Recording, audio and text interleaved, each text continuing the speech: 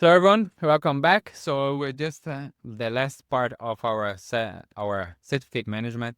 It is to actually create a trust store with our services. And to do that, we have this part of the code that it does it here.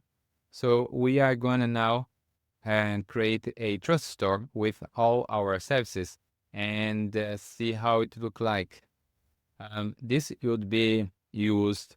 You could use this to get the services certificate when you are.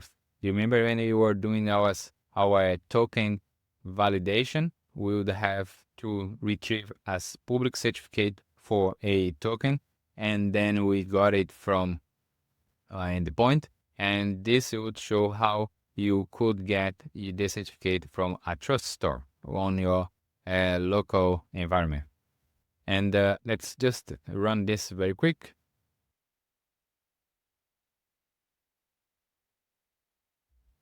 There was an error here. Out gateway. No, it's not out gateway. It's out and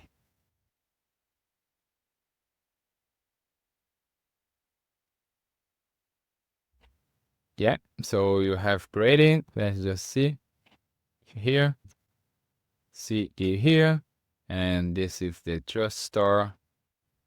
And you can see it use the key store explorer and change it is the password that we use.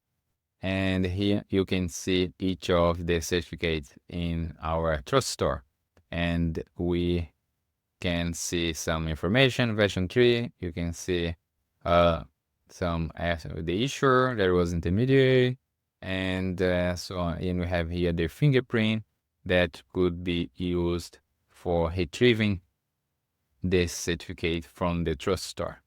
And I think that's basically close the loop, because here we have managed to generate certificates and package it into a trust store, and you could just distribute this trust store in a way you want. And you have also added our certificates to our first service, and you're going to be adding to new service the same way.